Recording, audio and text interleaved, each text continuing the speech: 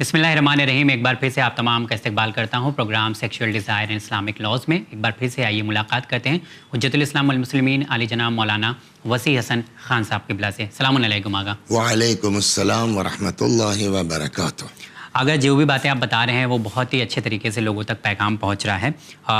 ایک چیز جو پچھلے ایپیسوڈ میں بات ہوئی تھی کہ کسی بھی حالت میں کرنے کی اجازت نہیں ہے ماسٹربیشن یا مشتزنی کی، لیکن ابھی ایک چیز یہاں پہ جاننا ہے کہ گناہ کی دو قسمیں بیان کی گئی ہیں، ایک صغیرہ اور ایک کبیرہ. تو اگر یہ کوئی کرتا ہے تو یہ کون سی گناہ کے اندر آتا ہے؟ احسن تم، یہ میں چاہ رہا تھا کہ اس پر اور تھوڑی سی بات ہو. دیکھیے گناہ کی جیسا کہ آپ نے کہا نا دو قسمیں ہیں جی. ایک گناہ ہے صغیرہ اور ایک گناہ ہے کبیرہ. گناہ کبیرہ کی پہلے میں اپنے بچوں کی بتا دوں ڈیفینیشن یہ بتائی گئی ہے کہ گناہ کبیرہ وہ گناہ ہے کہ جس کی سزا کے طور پر قرآن میں یا حدیثوں میں جہنم کی بات کہی گئی ہو. جی. تو پہلے تو یہ سمجھ لیں کہ گناہ کبیرہ اس گناہ کا نام ہے جس کی سزا کیا ہے؟ جہنم ہے. پھر آئیے آپ یہ جو انگریزی تو اتنا نہیں آتی، اس کو کہتے ہیں استمناء. تو ہماری شرعی زبان میں جو کہتے ہیں استمناء، نئے الفاظ بھی سیکھیں. ہاں، استمناء بھی جو ہے جیسے زنا گناہ کبیرہ ہے، جیسے لواط گناہ کبیرہ ہے، جیسے قاتل گناہ کبیرہ ہے، ویسے یہ استمناء بھی کیا ہے؟ گناہ کبیرہ ہے. یعنی اگر انسان بغیر توبہ کے چلا جائے تو یہ عمل انسان کے جہنم میں جانے کا سبب بن سکتا ہے. ہاں، اس لیے ہم نے کہا کہ معمولی گناہ نہیں، ہاں معمولی اس کو نہ لیں. اور پھر جو آپ نے کہا میں ریپیٹ کر دوں اس کو کہ اور کسی صورت میں یہ جائز نہیں ہے. جی. کسی صورت میں، مگر یہ کہ آدمی پھر اگر خدا نخواستہ کسی سے ہو گیا ہے توبہ کر لے تو ممکن ہے، ورنہ اگر بغیر توبہ کے آدمی مرتا ہے تو گناہ کبیرہ کا مرتکب ہے، شفاعت نہیں ہوئی تو جہنم میں جائے گا. اوکے. یہ ایسی گناہ ہے کہ مطلب سوچ بھی نہیں سکتے اور یہ مطلب کوئی بیان بھی نہیں کرتا ہے. تو پاسبلٹیز اس لیے بنائی گئی اس پروگرام کی کہ لوگوں کو تو وہ صحیح پیغام پہنچ جائے. بڑھتا ہوں اگلے سوال کی طرف. آگا ایک اور سوال ہے اور یہ دیکھیے ہمارے یہاں بھی یہی ہوتا ہے نا، کچھ چیزوں کو سماج بھی ہمارا ہلکے میں لے لیتا ہے. بالکل بالکل سمجھ گیا. یہ استمناء بھی ہے جو آپ نے کہا نا، وہ ڈاکٹر کہہ رہا میں تم کو یہ نہیں کہہ سکتا، یہ نہیں کہہ سکتا، یہ نہیں کہہ سکتا، یہی ایک طریقہ ہے. تو ڈاکٹر بیچارے کو تو آپ کی شریعت کا حکم نہیں معلوم ہے نا. شریعت کہتی ہے کہ کوئی صورت ہو آپ یہ کام، جیسے کسی بھی آپ بتائیے کسی بھی صورت میں زنا کو جائز کہا جا سکتا ہے؟ نہیں. کسی بھی شکل میں معاذ اللہ استغفر اللہ لواط کو جائز کہا جا سکتا ہے؟ وہی صورت ہے، کسی بھی شکل میں آپ اس کو جائز نہیں کہہ سکتے اور نہ اس کو ہم ہلکے میں لے سکتے ہیں. بالکل. تو یہ چیز ہم لوگوں کو دھیان رکھنا چاہیے کہ کوئی معمولی بات نہیں ہے یہ. بڑھتا ہوں ایک اہم سوال کی طرف، اور یہ سوال ایسا ہے کہ اگر ہم لوگ اس کو بیان نہیں کریں گے، پروگرام کے ذریعے علماء کرام نہیں بتائیں گے، تو بہت ساری غلط فہمیاں جو ہمارے دماغ میں گھومتی ہے یا گھمائی جاتی ہیں یا بیان کی جاتی ہے اور ہم اسے سنتے ہیں اور غلط طریقے سے اس پر عمل کرتے ہیں. اگر یہ سوال ایسا ہے کہ شادی کی پہلی رات کیا کرنے کا حکم دیا گیا ہے؟ زیادہ تر جوانوں کا یہ سوچنا ہے اور ماننا ہے کہ تعلقات پہلی رات بن جانے چاہیے، اور اگر تعلقات آپ نہیں بناتے ہیں جن سے تو جو آپ کا دعوت ولیمہ وغیرہ ہوتا ہے یہ بھی صحیح نہیں ہے. تو یہ غلط فہمی ہے، اسے آپ دور کریں. دیکھیے اس کو بھی ہماری زبان میں کیا کہتے ہیں، زفاف بولتے ہیں. ہاں. جو انسان کے جو ہے وہ میاں بیوی کے ملاقات کی پہلی شب ہوتی ہے جی. اس کو کہتے ہیں شب زفاف. اور شب زفاف بڑی بابرکت شب مانی گئی ہے. جی. اور اس میں جیسا کہ آپ نے پوچھا کچھ احکام ہیں، وہ میں احکام آپ کی خدمت میں نقل کر دوں. نمبر 1، شب زفاف میں یعنی شادی کی پہلی رات. ہاں، دیکھیے کبھی بھی دو چیزیں ہوتی ہیں، ایک ہوتا ہے نکاح ہونا اور ایک ہے رخصتی ہونا. معلوم ہے نکاح ہو گیا آپ کا اور آپ کی 6 مہینے بعد آپ کی بیوی سے ملاقات ہوگی، تو جس دن ملاقات ہو رہی ہے اس رات کو شب زفاف بولتے ہیں. سمجھ گیا. تو اس میں پہلی چیز یہ ہے کہ ہر چیز کو ہمارے اسلام نے ایسا بنایا ہے کہ تم خدا سے متوجہ رہو، بالکل خدا کی طرف رہو. تو پہلی چیز جو اس شب زفاف میں کہتے ہیں، یا رخصتی کی رات میں کہہ لیجئے، یا عروسی کی شب کہہ لیجئے، یا وداعی کہہ لیجئے، یا وداعی کی رات کہہ لیجئے، پہلی چیز جو ہے جو دونوں کے لیے مستحب ہے، بہتر ہے، بیوی کے لیے بھی اور شوہر دلہن کے لیے بھی دولہے کے لیے بھی، بیوی سے بہتر لفظ دلہن ہوگا چونکہ پہلی شب کا ہے. جی جی بالکل. وضو کرنا دونوں کو چاہیے کہ وضو کریں, وضو کر لیں. 1 2 میں نے عرض کیا نا کہ اپنی جیب سے فتویٰ ان مسائل میں نہیں دینا چاہیے, تو میں وہ رسالے ہی کی بات آپ کر رہا ہوں. دوسری چیز, کچھ چیز دیکھیے, ایک چیز ہمارے یہاں ہوتی ہے کہ دین میں نہیں ہے اور ہمارے یہاں کی عورتیں اس کو دین میں بنا کے یا اس سے زیادہ پابند ہو جاتی ہیں. بالکل بالکل. کچھ چیزیں وہ ہیں جو دین کہہ رہا ہے, ہم کو سمجھ میں نہیں آ رہا ہے یہ کیا چیز ہے. جی جی. انہی میں سے ایک چیز یہ ہے کہ ہم لوگوں کے ہاں ہے رسم یہ, مگر میں یہ عرض کر دوں یہ رسم نہیں ہے, یہ حکم دین ہے.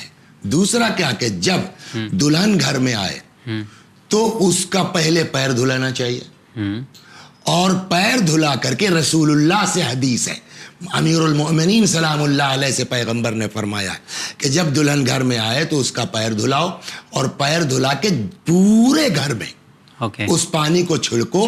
اس سے 70,000 بلائیں دور ہوں گی, 70,000 رحمتیں نازل ہوں گی جو تمہاری بیوی کو احاطہ کیے رہیں گی. تو یہ مین چیز ہے.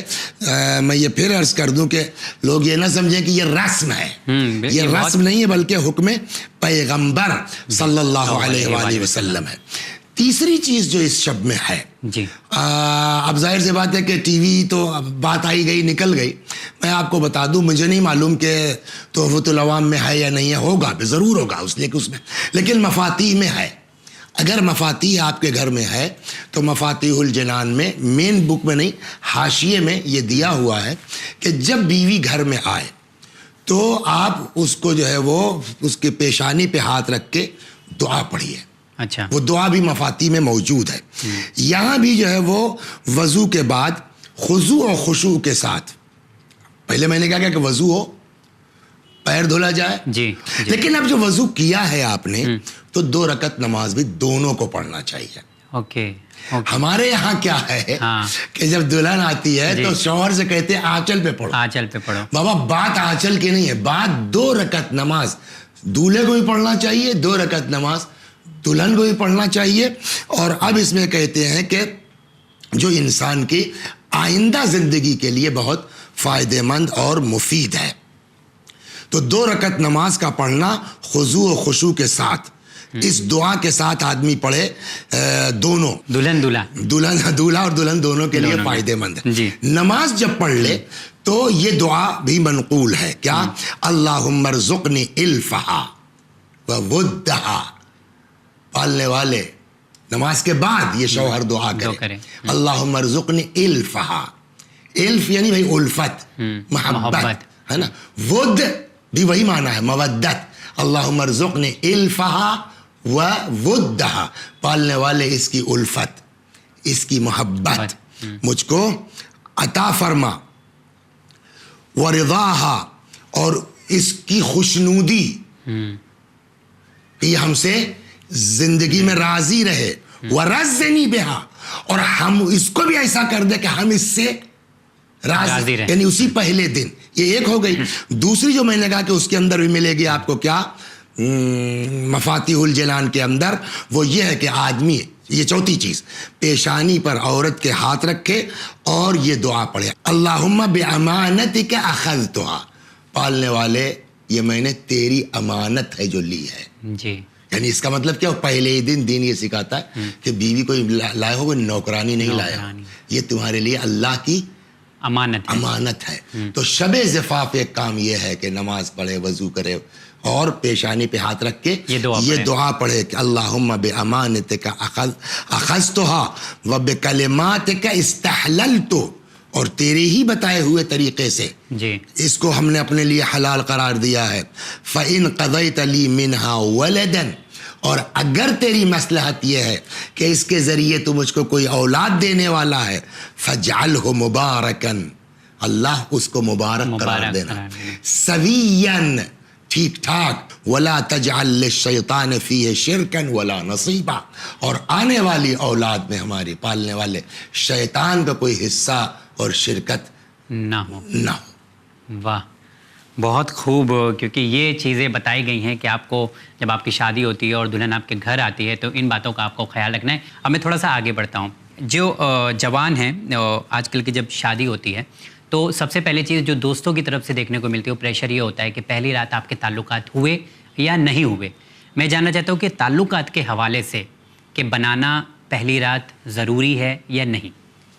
نہیں, یہ تو آپسی رضامندی کے اوپر ہے, کوئی ضروری نہیں ہے, کوئی زور زبردستی نہیں کر سکتے. اوکے, اور یہ کسی کا بزنس نہیں ہے, یہ آپسی ہسبینڈ آپ کا آپسی وہ ہے, وہ اس میں گھر والوں کا بھی کوئی رول نہیں, اور کوئی کسی کو بول بھی نہیں, کسی کو دخل دینا بھی نہیں چاہیے کسی اس طرح کے خصوصی جو ہے وہ موارد میں. ہاں, یہ کمرے کے اندر کی بات ہے, یہ دونوں بھی اپنا سمجھیں گے, وہ کیسے خوش ہیں وہ اپنا سمجھیں گے, اس کو گھر والوں سے کوئی مطلب نہیں ہے, کسی کو صلاح مشورہ دینے کی بھی ضرورت نہیں ہے. چلیے, اور ایک چیز اور ہے دعوت ولیمہ کے حوالے سے, یہ ہے کہ مطلب کچھ جگہ پہ ایسا مانا جاتا ہے کہ اگر تعلقات نہیں ہوتے تو دعوت ولیمہ صحیح نہیں ہوتا ہے, تو کیا یہ بھی صحیح ہے, غلط ہے؟ دعوت جو ہے وہ عقد کی بنیاد پر ہے, جی, جماع کی بنیاد پر نہیں ہے. عقد ہو گیا, رخصتی ہو گئی, اب ولیمہ کیجیے, ولیمہ کر لیں, اس سے جس میں تعلقات وہ کوئی ضروری نہیں ہے. ہاں, اوکے, چلیے, وہ آپ کا پرائیویٹ مسئلہ ہے, جی, تو اس کو جو ہے وہ عقلاً بتائیے, کیوں بھائی ولیمہ کیوں نے کہا, ابھی کچھ ہوا نہیں, کون سی بات ہوئی, یہ اعلان والی چیز ہے, یہ آپ کا عقد ہو گیا, رخصتی ہو گئی, آپ ولیمہ کیجیے. ایک واقعہ آپ کے سامنے پیش کرنا چاہ رہا ہوں, شاید ایسی غلطیاں بہت زیادہ ہوتی ہیں کہ ایک جگہ پہ ایسا واقعہ پیش آیا کہ لڑکے سے پوچھا گیا کہ آپ کے تعلقات ہو گئے ہیں, ولیمہ 2 دن بعد ہے, تو انہوں نے بولا نہیں ہوئے ہیں تعلقات. تو ریزن جاننے کی کوشش کی گئی تو پتہ چلا کہ لوگوں میں پہلی رات میں دونوں کے جھگڑے تھوڑا سی ہو گئے, بحث ہونے لگی آپس میں. تو اب یہ بحث ہو گئی تو اب یہ تیار بھی نہیں ہو رہے تھے فزیکلی, تو ان کو کچھ دیا گیا کہ آپ تیار ہو جاؤ. اب تیار ہوئے تو اس میں اور زیادہ پرابلم سیریس ہو گئی. تو اس طرح کے جو قدم اٹھائے جاتے ہیں, کیا وہ مطلب حد سے زیادہ گزر جانے کی بات ہو رہی ہے؟ نہیں, اس میں جو ہے وہ کسی کے جو ہے وہ ذاتی مسائل میں جب تک مجبوری نہ ہو, میں نہیں سمجھتا ہوں کہ دخل دینا ٹھیک ہے. دخل دینا ٹھیک ہے, کسی کو بولنے کا بھی حق نہیں ہے. بڑھتا ہوں اگلے سوال کی طرف کہ اگر جب شروعات میں جب شادی ہوتی ہے تو یہ بڑا مسئلہ ہوتا ہے, لوگ الگ الگ بتاتے ہیں کہ کب کب تعلقات بنانا چاہیے, کب کب نہیں بنانا چاہیے. تو کب دیکھیے, وہ جو آپ نے پچھلا سوال تھا نا کہ شب زفاف کیا کیا ہے, جی, تو ایک آدھ چیزوں کو چھوڑ کر کے یہ چیز کنٹینیو چلے گی. مثلا وضو کرنا یہ مستحبات میں ہے. جی, 2 بسم اللہ کہنا, بسم اللہ الرحمن الرحیم, جب آپ یہ کام کو کرنے بسم اللہ, یس کر سکتے ہیں, نہیں, کیونکہ ہمارا ایک سوال تھا کہ کوئی کہتا ہے آغا جان مستحب ہے بسم اللہ کہنا. اچھا, جی, اوکے. 3 چیز جو ہے جو آپ کا بھی اس سے کہ بہت جلدی مت کیجیے. اس کے لیے عورت کو, جو آپ کا سوال تھا نا, آمادہ ہونے کی ضرورت ہے, تاکہ اس کو بھی جو ہے اپنا وہ ہو کہ آپ جو ہے وہ نہ خیر جلدی نہ کیجیے. 5ویں چیز جو ہے یہ کہ آپ اس وقت جمع کریں جب خود اس کو بھی خواہش ہو, اچھا, تب یہ عمل انجام پانا چاہیے. ایک چیز اور ہم کہتے چلیں اس میں کہ بہتر کون سا ہے وقت, تو بہتر اوقات میں جو بیان کیا گیا ہے شب دوشنبہ, اوکے, یعنی سنڈے کا دن گزر کے شب دوشنبہ, شب سشنبہ, شب پنجشنبہ, شب جمعہ, یہ شب جو ہے وہ مستحب قرار دی گئی ہیں. اوکے, تو یہ دن ہے جو ہم لوگ مطلب تعلقات بنا سکتے ہیں. اور اسی سے جڑا ہوا ایک اور سوال ہے کہ جب نجاست کی حالت میں ہم ہوتے ہیں تو کچھ لوگ منع کرتے ہیں کہ آپ یہ کام نہیں کرو, وہ کام نہیں کرو. یہ بھی سب رسالے میں موجود ہے, توضیح المسائل میں یہ ساری چیزیں ہمارے مراجع نے لکھ دی ہیں کہ حالت جنابت میں ہم کیا کر سکتے ہیں اور کیا نہیں کر سکتے ہیں. مثلا اپنے جسم کا کوئی حصہ آپ قرآن سے مس نہیں کر سکتے اگر آدمی نے غسل نہیں کیا ہے. 2 مسجد الحرام یعنی خانہ کعبہ, مسجد النبی مدینہ منورہ کے, اس میں داخل ہونا کیا گزر نہیں سکتے آپ. 3 عام مسجدوں میں آپ ٹھہرنے, دیکھیے دونوں میں فرق کیا ہوا, جی وہی کہ رسول اللہ کی مسجد مسجد نبوی یا مسجد الحرام, اس میں تو آپ گزر بھی نہیں سکتے. لیکن عام مسجدیں یہ ہیں کہ اب آپ حالت جنابت میں ہیں اور ہم کو اس پار جانا ہے گلی کے, یہیں سے ہو کے جائیں گے تو جا سکتے ہیں, آپ جا سکتے ہیں, بٹ رک نہیں سکتے وہاں, ٹھہر نہیں سکتے. مگر ان دونوں مسجدوں میں گزر بھی نہیں سکتے ہیں آپ. اچھا اوکے. خوب. تیسری چیز جو ہے وہ ایسے سورے جن میں سجدہ واجب ہے ان کو آپ نہیں پڑھ سکتے. وہ کون کون سے ہیں؟ نمبر 1 سورہ نجم، نمبر 2 سورہ علق اقرأ بسم ربک الذی خلق، سورہ فصلت اور سورہ سجدہ. یہ پتہ ہے لوگوں کو. اور اگر ایک حرف بھی ان سوروں میں سے کوئی پڑھ دے، سمجھ گئے آپ، اقرأ خالی کہہ دے، وہ بھی حرام ہے، وہ بھی درست نہیں ہے. اوکے. تو اگر کبھی کبھی ایسا دیکھا جاتا ہے، البتہ جو ہے وہ جنرل آیتیں 7 آیتوں تک پڑھنے میں کوئی حرج، یہ مرد اور عورت دونوں کے لیے ہے. دونوں کے لیے ایک قانون ہے، اس میں کوئی وہ نہیں ہے نجاست کی حالت میں کوئی بھی ہو. روایتوں میں اگر ان شبوں میں تعلقات بننے سے کوئی پیدائش ہو جاتی ہے ہاں تو بچے پہ کیا اثر ہوگا، اگر آپ ہم کو اجازت دیں تو میں وہ بیان کر دوں. اتفاق سے نظر پڑ گئی ہے میری جو ہے وہ. تو یہ اگر شب دوشنبہ شروع، شب دوشنبہ میں اگر آدمی جو ہے وہ تعلقات بناتا ہے اور اس کی وجہ سے کوئی ولادت ہوتی ہے تو روایت کہتی ہے کہ انشاءاللہ وہ بچہ حافظ قرآن ہوگا انشاءاللہ، اور ان چیزوں پہ راضی ہوگا جو اللہ نے اس کے لیے مقدر کر دی ہیں. 1 2 شب منگل تو وہ بچہ انشاءاللہ جو ہے وہ مومن ہوگا اور ممکن ہے کہ اس کو شہادت نصیب ہو. اللہ تبارک و تعالی اس کو جو ہے وہ مشرکوں کے ساتھ محشور نہیں کرے گا. ایسے بچے کے منہ سے بدبو نہیں آئے گی. وہ ایسے بچے کا دل رحم والا ہوگا، جواں مرد ہوگا، اس کی زبان جھوٹ، غیبت، تہمت وغیرہ سے پاک ہوگی. یہ کب کا بچہ ہوگا؟ شب آپ نے بتائی منگل والا، نہیں اس کو نوٹ کریں نا، شب منگل. اب آئیے شب پنجشنبہ یعنی بدھ کا دن گزر کے کہ اس سیل میں اگر جو ہے وہ کوئی ولادت ہوتی ہے تو وہ بچہ عالم ہو سکتا ہے، حاکم ہو سکتا ہے. اور اگر پنجشنبے کا دن ہنگام زوال، جمعرات کے دن نماز کے بعد، ظہر کی نماز کے بعد یا ہنگام زوال، کہتے ہیں کہ اگر ایسے میں کوئی بچہ ہوگا تو شیطان اس کے قریب نہیں جائے گا، بڑھاپے تک اس کے دین اور دنیا دونوں سلامت رہے گی. اب آئیے یہ تو جمعرات کا دن ہو گیا. شب جمعہ اگر کوئی جو ہے وہ بچہ شب جمعہ نطفہ اس کا منعقد ہوتا ہے تو وہ بچہ خطیب نکل سکتا ہے، اوریٹر بہت بڑھیا ہو سکتا ہے شب جمعہ والا. روز جمعہ وقت عصر، میں آپ کو یہاں ایک روایت سنا دوں کہ ایک پیغمبر کے پاس کوئی صحابی آئے تو کیا بھئی آج جمعہ تھا، غسل کیا؟ ان کا صاحب نہیں، پانی کا جگاڑ نہیں تھا. تو یہ دعا پڑھی جمعہ والی، اعمال کیا؟ کہا نہیں صاحب. کہا اچھا تو گھر چلے جاؤ.